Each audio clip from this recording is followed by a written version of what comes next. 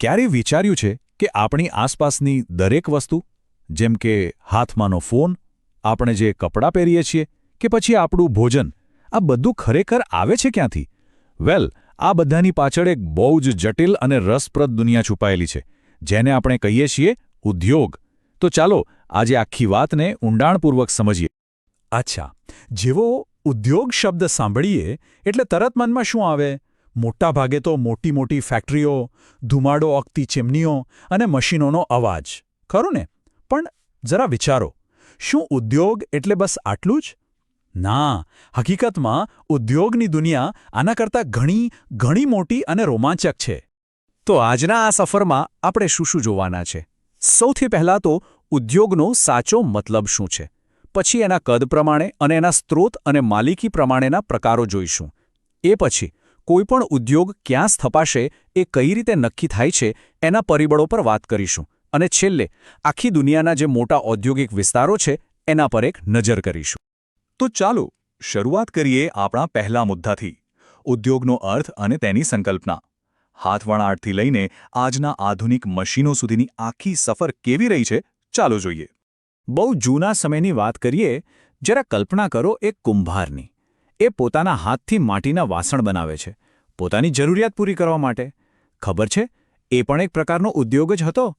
પણ આજે એ જ વાસણો મોટી ફેક્ટરીઓમાં હજારોની સંખ્યામાં મશીનોથી બને છે. એટલે જેમ જેમ આપણી જરૂરિયાતો વધતી ગઈ તેમ તેમ ઉદ્યોગનું સ્વરૂપ પણ બદલાતું ગયું અને વિશાળ બનતું ગયું. કોઈ પણ ઉદ્યોગ હોય, એના મૂળમાં 3 જ મુખ્ય પ્રવૃત્તિઓ હોય છે. ચાલો ટી-શર્ટનું જ ઉદાહરણ લઈએ. પહેલું સ્ટેપ, કાચો માલ ભેગો કરવો, એટલે કે ખેતરમાંથી કપાસ મેળવવો. બીજું સ્ટેપ, એ કપાસનું સ્વરૂપ બદલીને એને વધુ ઉપયોગી બનાવવું, મતલબ કે એમાંથી ટી-શર્ટ બનાવવી. અને ત્રીજું, છેલ્લું સ્ટેપ, એ તૈયાર થયેલી ટી-શર્ટને આપણા જેવા ગ્રાહકો સુધી પહોંચાડવી. બસ આ 3 સ્ટેપ્સમાં આખો ઉદ્યોગ સમાઈ જાય છે. તો પછી ઉદ્યોગની એક પાકી વ્યાખ્યા શું થઈ? સિમ્પલ છે. કોઈપણ કાચા માલને મશીનોની મદદથી એવા સ્વરૂપમાં બદલવો કે એની ઉપયોગિતા વધી જાય. આ આખી પ્રક્રિયાને જ ઉદ્યોગ કહેવાય. અને આમાં સૌથી અગત્યનો શબ્દ છે મૂલ્યવૃદ્ધિ, એટલે કે વેલ્યુ એડિશન. યાદ રાખજો, ઉદ્યોગ એટલે માત્ર વસ્તુ બનાવવી નહીં, પણ કાચા માલમાં મૂલ્ય ઉમેરવું. ઓકે, તો ઉદ્યોગ શું છે એ તો આપણે સમજી ગયા. પણ શું બધા ઉદ્યોગ એક સરખા હોય? જરા વિચારો, ઘરે પાપડ બનાવવાનો ઉદ્યોગ અને લોખંડ પોલાદ બનાવવાની મોટી ફેક્ટરી, શું બંને એક જ છે? ના, બિલકુલ નહીં.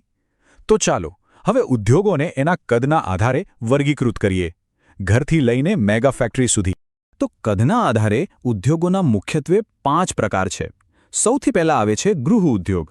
આમાં કેવું હોય કે ઘરના લોકો જ ભેગા મળીને સાદા ઓજારોથી અને લગભગ નહિવત મૂડીરોકાણથી કામ કરે, જેમ કે ખાદી વણાટ કે અગરબત્તી બનાવવી.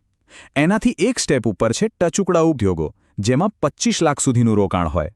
પછી આવે નાના પાયાના, જેમાં 5 કરોડ સુધીનું રોકાણ હોય. ત્યારબાદ છે મધ્યમ કદના ઉદ્યોગો, જેમાં 10 કરોડ સુધીનું રોકાણ હોય.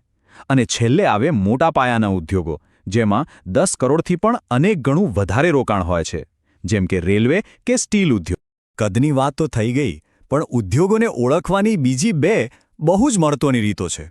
પહેલી કે એમને કાચો માલ ક્યાંથી મળે છે, અને બીજી કે એનો માલિક કોણ છે. જો કાચો માલ ખેતીમાંથી આવતો હોય, જેમ કે કપાસ કે વનસ્પતિ તેલ, તો એને કહેવાય કૃષિ આધારિત ઉદ્યોગ. જો કાચો માલ પશુઓમાંથી મળતો હોય, જેમ કે દૂધ કે ચામડું, તો એ થયો પશુ આધારિત ઉદ્યોગ. એવી જ રીતે સમુદ્રમાંથી મળતી વસ્તુઓ પર આધારિત હોય તો સમુદ્ર આધારિત, જંગલમાંથી મળતા લાકડા કે ઔષધિઓ પર આધારિત હોય તો વન આધારિત, અને જમીનમાંથી નીકળતા ખનિજો જેમ કે લોખંડ પર આધારિત હોય તો એને કહેવાય ખનિજ આધારિત ઉદ્યોગ. એકદમ સીધી વાત છે. હવે વાત કરીએ માલિકીની. જે ઉદ્યોગોની માલિકી અને સંચાલન સરકાર પાસે હોય એને કહેવાય જાહેર ક્ષેત્ર, જેમ કે હિન્દુસ્તાન એરોનોટિક્સ લિમિટેડ. જે ઉદ્યોગો કોઈ વ્યક્તિ કે લોકોના સમૂહના હોય એને કહેવાય ખાનગી ક્ષેત્ર, જેમ કે ટિસ્કો કે રિલાયન્સ.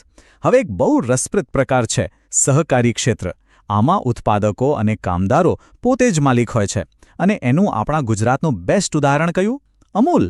અને છેલ્લે જ્યારે સરકાર અને ખાનગી ક્ષેત્ર ભેગા મળીને કોઈ ઉદ્યોગ ચલાવે તો એને સંયુક્ત ક્ષેત્ર કહેવાય, જેનું ઉદાહરણ છે મારુતિ લિમિટેડ. અચ્છા, માની લો કે કોઈને એક નવી ફેક્ટરી નાખવી છે, તો એ કઈ જગ્યાએ નાખશે? શું ગમે ત્યાં શરૂ કરી દેવાય?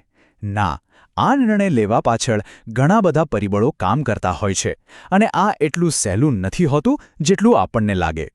કોઈપણ ઉદ્યોગ સ્થાપવા માટે ઘણી બધી વસ્તુઓ જોવી પડે, જેમ કે કાચો માલ સહેલાઈથી મળે છે કે નહીં, જમીન અને પાણીની સુવિધા છે, કામ કરવા માટે મજૂરો મળશે, વીજળી, પૈસા, ટ્રાન્સપોર્ટ અને બજાર આ બધું કેટલું નજીક છે. આ બધા પરિબળો જ્યાં સરળતાથી મળે, ઉદ્યોગો ત્યાં સ્થપાય. ક્યારેક સરકાર પણ અમુક વિસ્તારોમાં સસ્તી વીજળી કે બીજી સુવિધાઓ આપીને ઉદ્યોગોને પ્રોત્સાહન આપે છે. તો હવે આપણે વ્યક્તિગત ઉદ્યોગોની વાત કરી, પણ ચાલો હવે થોડું ઝૂમ આઉટ કરીએ. આખી દુનિયામાં એવા કયા વિસ્તારો છે જ્યાં ઉદ્યોગોનો જમાવડો થયેલો છે? એવા વિસ્તારો કેમ બને છે? ચાલો દુનિયાના ઔદ્યોગિક પ્રદેશો પર એક નજર કરીએ.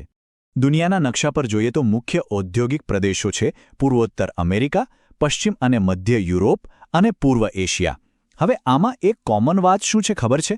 આ મોટાભાગના પ્રદેશો દરિયાઈ બંદરોની નજીક અને ખાસ કરીને કોલસાના ભંડારોની નજીક આવેલા છે, કેમ કે પહેલાંના સમયમાં ઊર્જા અને પરિવહન માટે આ બે વસ્તુઓ સૌથી જરૂરી હતી. અને વાત કરીએ આપણા ભારતની, તો અહીં પણ ઘણા મોટા ઔદ્યોગિક પ્રદેશો છે, જેમ કે મુંબઈ પુણે સમૂહ, અમદાવાદ વડોદરા પ્રદેશ કે પછી ખનીજોથી ભરપૂર એવો છોટા નાગપુરનો ઔદ્યોગિક પટ્ટો. આ બધા પ્રદેશો આપણા દેશના આર્થિક વિકાસનું એન્જિન છે. તો હવે પછી જ્યારે આપણે રોજિંદા જીવનની કોઈપણ વસ્તુ હાથમાં લઈએ તો એકવાર જરૂર વિચારજો કે આ વસ્તુ કયા ઉદ્યોગમાંથી બનીને આવી હશે, એની પાછળની આખી સફર કેવી રહી હશે. કારણ કે ઉદ્યોગ એ ખાલી પુસ્તકોનો વિષય નથી, એ આપણા જીવન સાથે જોડાયેલી એક જીવંત વાર્તા છે. અને આ વાર્તાને સમજવી એટલે આપણી દુનિયાને વધુ સારી રીતે સમજવી.